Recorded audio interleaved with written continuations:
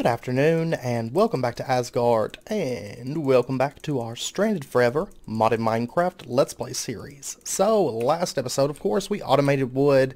There's a decent amount that's built up in here, nearly 2,000. So, it's been running good and running smoothly since last episode. So, if we take a look back here, you'll notice it's still kicking. So it does work. I'm happy with it. Now, since last episode, I know Sheridan commented on the last episode and mentioned, or maybe it was the episode before last, I can't recall.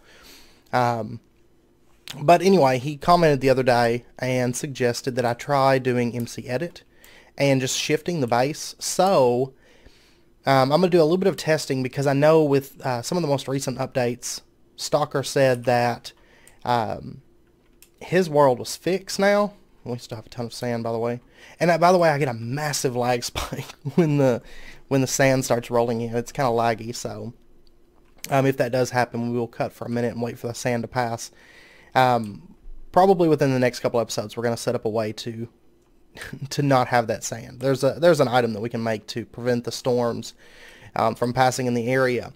But anyways, I know Stalker said that one of the most recent updates fixed his world, and he was able to get on it again. So I'm going to do a bit of testing. That may be the case in our world as well. And so maybe that will work.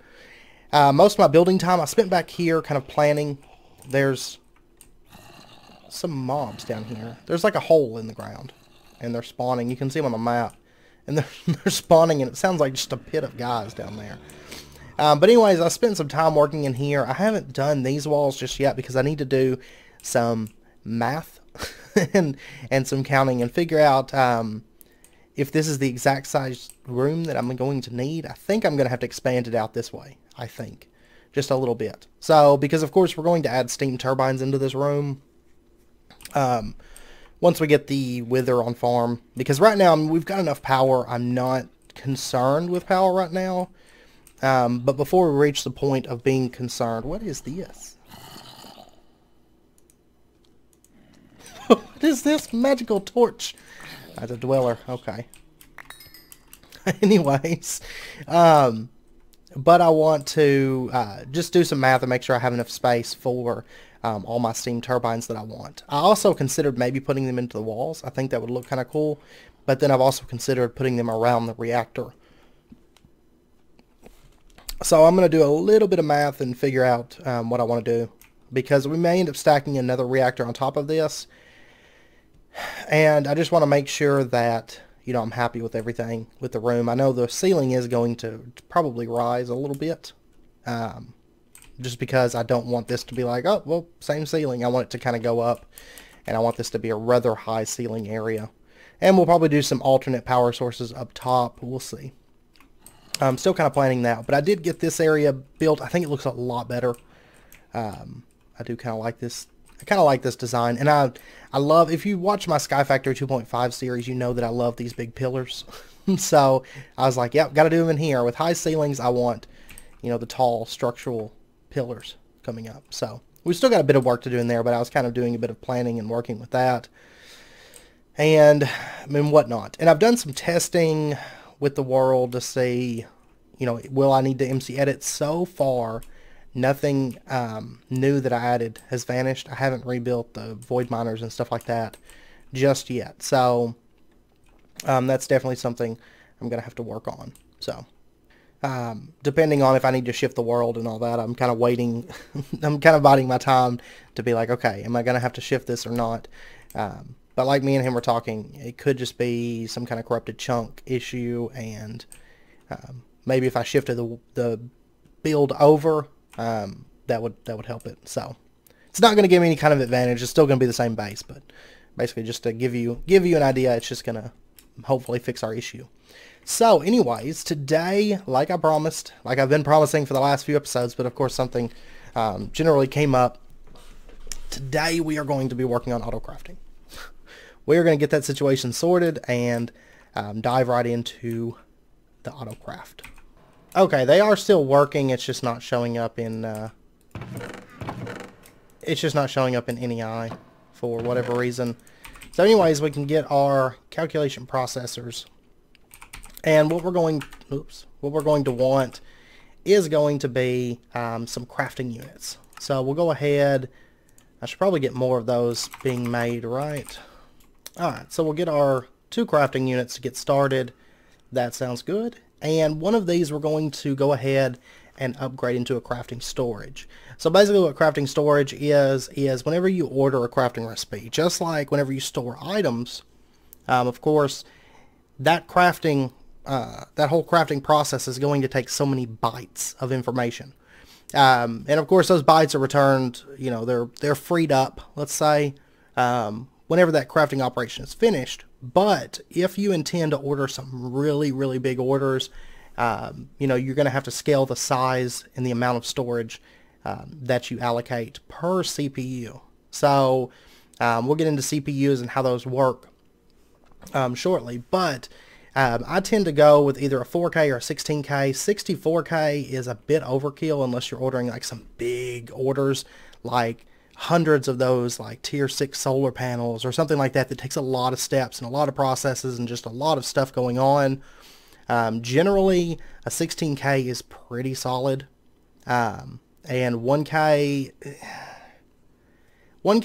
is generally okay, especially for starting out, but with anything that takes multiple steps, and if you want to order a lot at a time, 1K is kind of pushing it. So like I said, I tend to go with 4K or 16K. 4K is usually pretty safe for starting out, and with this pack and the way that we have to craft these storage components and stuff, I'm going to go ahead and just start with a 4K. Apparently Z enables the search function.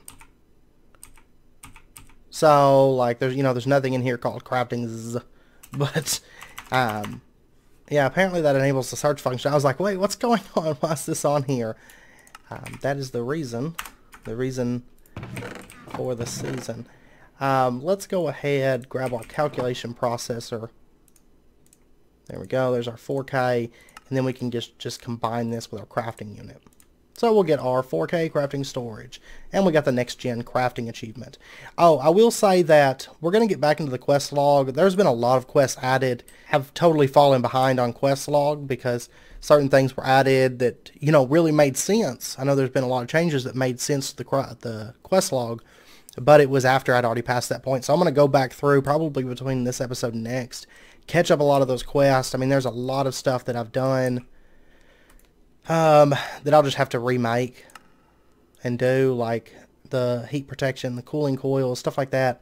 I've already made those things, but of course the cooling coils especially we can't really have too many of. This quest I actually have all of these casts, but it didn't, I think it was before, it was when there was still like clay casts. I didn't do the clay casts, and then, you know, there's just a lot of things in here that, you know, we've already done, but we'll go back and redo them. I know alloys or something, I know we've got those. Basic capacitor banks we've done. I know a lot of things have changed or been, you know, maybe we did them out of order and all that stuff. So, which it looks like here we could turn in, yeah, we could turn this in barley, rye, winter squash, bamboo, and then we get to choose raspberry, cactus fruit, turnip, or asparagus. Cactus fruit, you can actually find that out in the world, so there's no reason to get that, I don't think. But we're going to take turnips. Yeah, and we got all those different seeds. But the quest log is definitely something that we're going to be getting back into in the near future. Pure Certus quartz crystals, sounds good. We'll take it. Like, I know we've done the ME controller, and that was, I think that was just added, because before it was pretty much AE2 was power and basic AE, and that was it. That stuff we've done. I mean, a lot of this stuff's not going to be a problem, though, because, of course, a lot of those things we're going to need multiples of, like import and export buses. I know we're going to need that stuff. So anyways, we've got our crafting storage, and tell you what, let's go ahead and actually just make a molecular assembler, because I don't know if that's going to be something that's going to be required. I mean, the crafting storage and stuff like that, I don't know if that's going to be required after we, you know, after we do our stuff and everything. Okay, so I don't have any fluics made. I love that power room, by the way. Like I like the setup of it a lot myself. But anyways, the molecular assembler is what's actually going to do your crafting for you.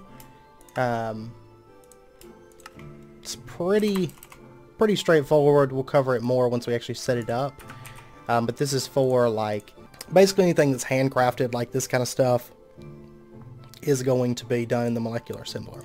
So, and then in addition, you're going to want to get yourself an interface. And the interface is what's going to actually store your recipes for you. So just kind of keep that in mind. And then in addition, let me check the quest book. Okay, I had to detect submit the molecular assembler for it to count it. But anyways, that gives us logic circuits, calculation engineering, some formation, and annihilation cores. We get to choose. I'm probably going to personally go with, I mean, resources aren't a problem. So these two, really, I just go ahead and not count those. Either the formation or annihilation. We'll just take formation. I think that's probably the better reward out of those, out of those choices. For me, my preference is personally. And let's actually go ahead and just make the controller as well. Alright, so let's go ahead and get our controller once more.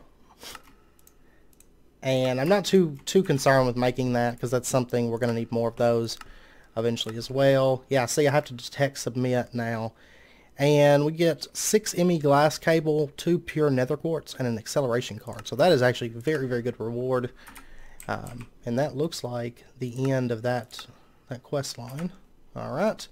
Anyway, the next thing that we're going to want is going to be a crafting coprocessing unit. Now, honestly, you can live without this. This is not something that you have to have. But let's say that you ordered, for example, 100 sticks. Okay, without a crafting coprocessing unit, what it's going to have to do is it's going to have to say, okay, we're going to take wood, we're going to turn it into planks. And then, once all that's done, then we're going to take those planks and turn them into sticks. So it's going to do every step one at a time.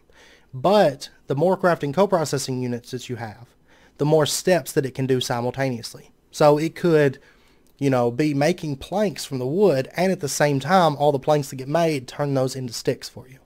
So I like having coprocessing units. But that's really up to you. I just kind of want to go over them in case you're new to applied energistics. The majority of my series I like to do in a tutorial-esque fashion like this, just because I know, not everybody's been around mods forever. And I know many of you have, and I do apologize. But I like to at least briefly go over it, that kind of thing. So, anyways, that gets us our crafting coprocessing unit. So let's go ahead and set this stuff up. Let me grab just a little bit of Fluix. We are going to have to expand our controller setup and everything before too terribly long, realistically, because we're getting to where there's a lot of stuff going on single lines and stuff. But anyways, your crafting storage and your coprocessing units create what's called a CPU.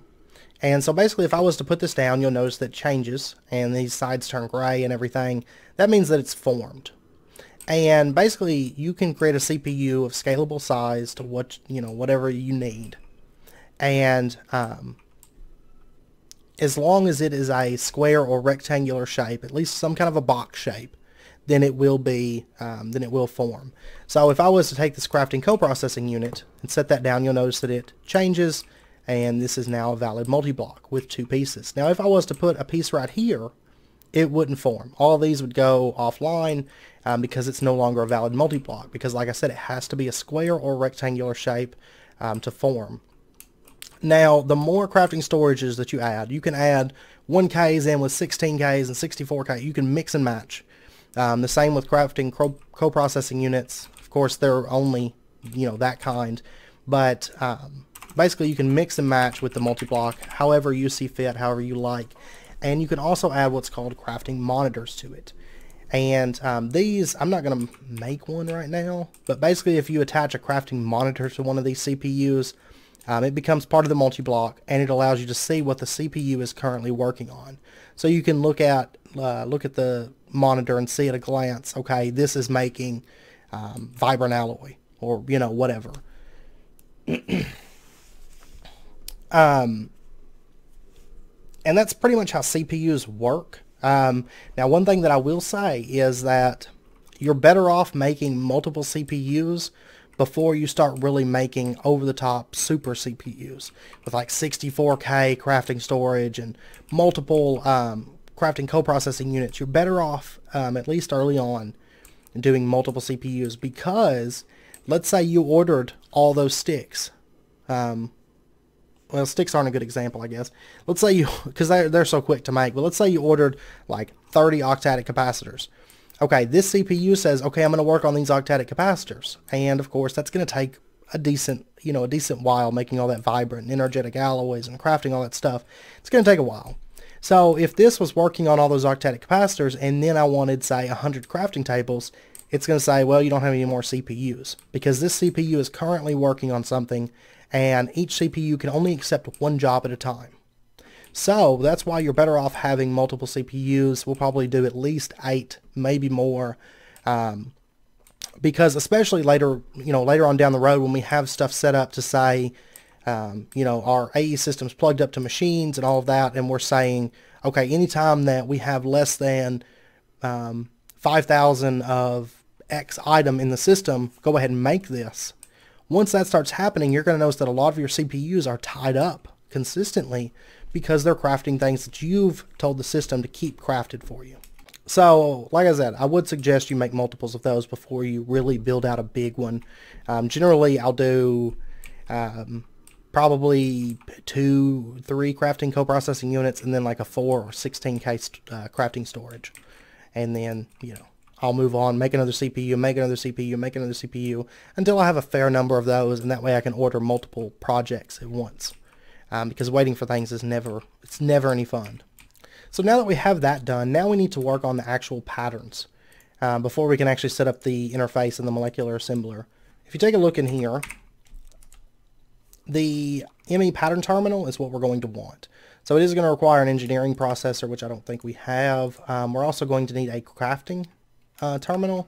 So basically you just kind of have to work your terminals up. This terminal is basically the starter one, then we have to turn it into a crafting. So give me just a second. And I totally forgot this acceleration card. I thought we already filled this out with acceleration cards. If you throw this in there, it'll speed up the speed that it runs. And basically long term we want 3 in here. We'll have to get some of those crafted. But anyways, back to our pattern terminal.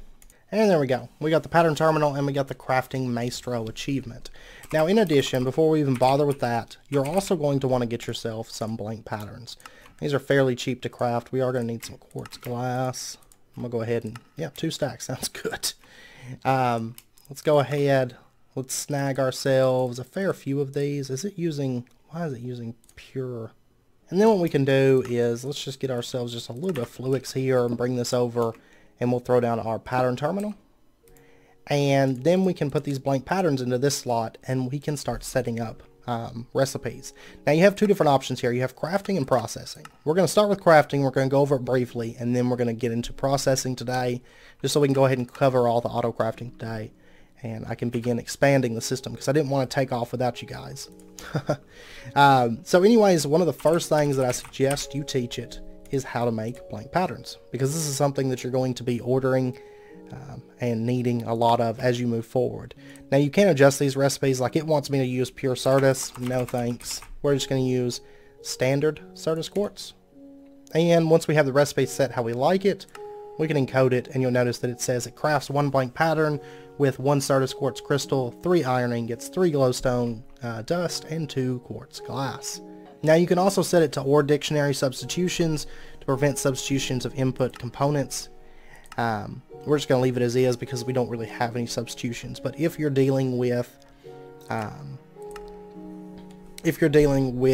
pack that has like 15 different types of copper and stuff like that, you can allow substitutions, and so that way it's not going to, if you have 5,000 of one type of copper and you're out of another type and your recipe's set to that other type, it's not going to say, well, you're out of copper. So just keep that in mind. And then what we'll do is we'll start setting up this thing. So basically I'm just going to set it up right here. Sorry, I had to turn that music down. It was like getting really, really loud, it felt like. But anyways, we'll set down our interface right here. And the interface can actually accept the patterns. So, for example, you can put them into here and you'll notice that you have, 9 slots available for patterns. So, whenever you're setting these up, I know I've seen some people do like an interface and then they'll have multiple interfaces into one molecular assembler. You can do that. You can have up to 6 interfaces connected to one single molecular assembler. I prefer to have 4 molecular assemblers to each interface, and then kind of stack them in almost like a pillar shape. That's my preference. If you've seen my other series, you know I like to do that.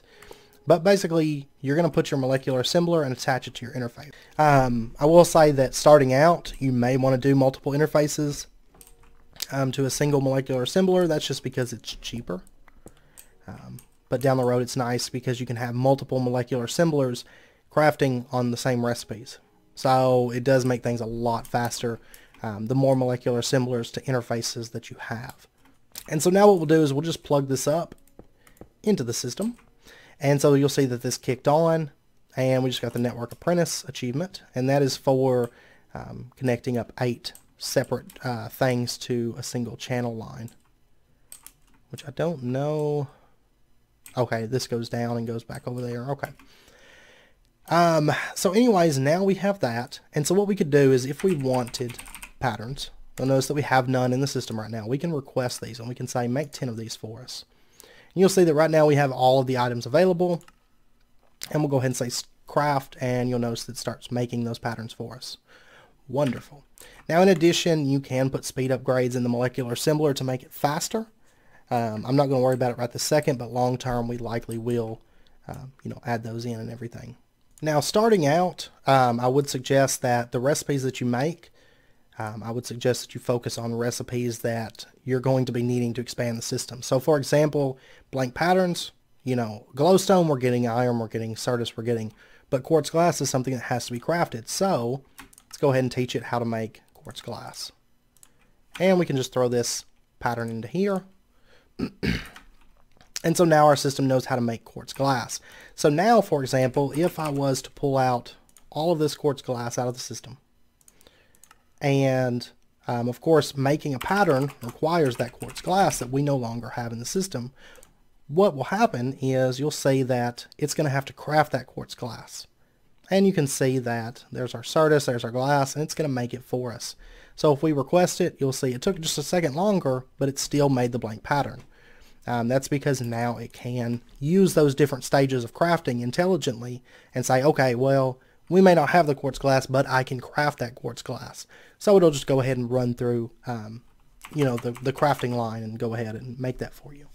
So anyways, I went ahead and filled up these 2 interfaces just really, really quickly with some basic things that we're going to need. I will keep expanding that off camera. But anyways, let's go ahead and get into auto processing, which is fairly similar, but it is a little bit different to set up, and I just kind of want to go over it with you guys. So nice being able to do that, request things and then just get made. Oh, it's so good. So the first thing that I want to automate, the very first machine that I want to get auto processing is going to be the solderer. I mean, I've been doing too much refined storage on Sky Factory. Is the inscriber. And honestly, with this pack, it is so much easier because you only have to really set up one inscriber because all of your printed steps are automatically done through crafting. So really, realistically, you only have to have one of these. Now, later on, we may expand it. We'll see, to have the other steps in separate inscribers. So if I ordered a bunch of different things, it wouldn't have to wait for one inscriber to finish. But for right now, I am perfectly happy only having one inscriber. That's fine. So what we're going to do auto processing is we're going to set up our interface, and it can be behind the inscriber, it can be next to it, it can pump into a chest, and then that chest feed into the inscriber. You're going to see a lot of different setups as we progress because a lot of machines handle differently and whatnot. So what we're going to do is, now this is a pet peeve of mine, or I guess a habit, a habitual thing for me. You don't necessarily have to say point in this direction. The interface is generally fairly intelligent, and it'll say, okay, I'm only attached to one machine, in this case the inscriber, so I will output my items to the inscriber. But I'm very particular, and I always have to have the arrow pointing in at the inscriber. So, but anyways, basically this is going to tell the interface that it connects to this inscriber and only this inscriber. And so any items that it receives are going to be fed to this inscriber. So then what we can do is we can set up a pattern or a few patterns. All right, change of plans, because I always tell myself that the inscriber, one day the inscriber is going to be intelligent, but it never is. So you have to kind of do a bit of work to automate it. So what we're going to do is we're going to set it up. I believe that should be the top. And we're going to adjust these recipes as well. And what I want to do is I want to make a couple export buses. And then what we can do is we can attach one export bus to the bottom. And then we're going to attach one export bus to this side. And we'll just plug this up. And what I want to do is I want to tell this export bus, you export redstone. And this export bus exports silicon. Printed silicon. And so you'll notice that these items go into here, which is great. Now in addition, another thing that we're going to want is going to be a crafting card. So for the printed silicon, of course, that stuff actually has to be crafted. So if we put a crafting card into this, it's going to know that, okay, if the system's out of printed silicon, go ahead and make more printed silicon to send to this inscriber. So that way we never have to manually craft that stuff ever again. And you'll notice that it goes ahead and it puts the redstone and the printed silicon where they belong. So, you know, that stuff's taken care of. So we'll go ahead and adjust the recipes, and we'll say, whoops. Whenever you adjust the recipes, you can put them down here. We're just going to remove the printed silicon and the redstone and tell it you only have to send printed logic circuits, and that's going to make logic processors. And you need to hit encode again, my bad. And we'll do the same for all these recipes to get them sorted out appropriately. And so now we can throw these in the interface, and we can order our processor and say calculation processors, we're out of those. Let's go ahead and tell it to craft it. And this inscriber is going to run once I plug up power, which I haven't done yet. This thing still needs to be plugged up with a Fluix cable or power conduit or something like that to supply it with power. But you'll notice that it makes our calculation processor. And then it fills back up the redstone and the printed silicon and awaits, you know, another operation. But this doesn't automatically output the items. So what we're going to do is we're just going to use item conduits. And we'll just run these right back. And we'll say that you can insert, you can extract, always active. And so now it pulls the processor out of here. And if we take a look, we now have one engineering processor in the system. So that's basically how to automate the solderer and stuff. Like I said, not the solderer, the inscriber. We are eventually going to have 3 of these set up. So I'll have one for each processor just because it would make things faster. And generally, the way I like to automate these things involves 5 inscribers. So going with 3 and having all of them have their own separate inscriber, it's perfectly okay with me.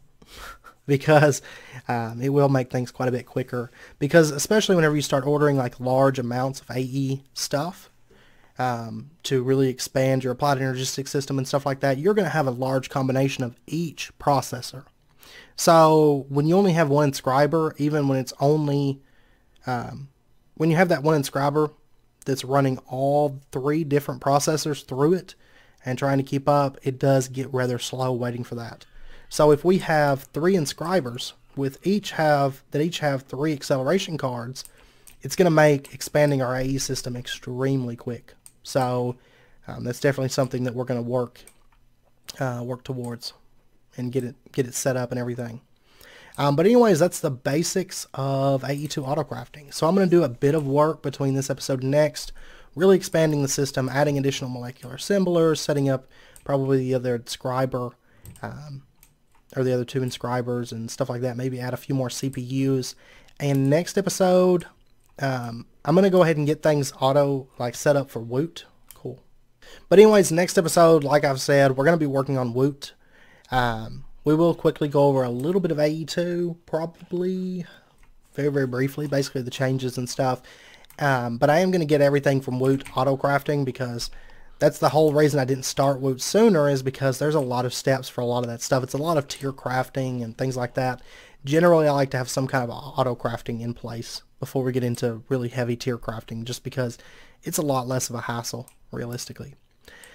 So anyways, if you guys enjoyed the video, as always, be sure and hit that like button, and go ahead and subscribe if you're not already for more daily videos. And I'll do a bit of testing as well between this episode and next, and see if we need to shift our base, you know, with MC Edit. And if so, I'll try to get that done. I'm kind of an MC Edit noobish. I've done it I've messed with it a few times, but not extensively. So I'll have to do a bit of playing around. But anyways, I hope you guys enjoyed it. I hope you guys join me for next episode. And until then, as always, do take care, stay safe, and I will see you guys next time.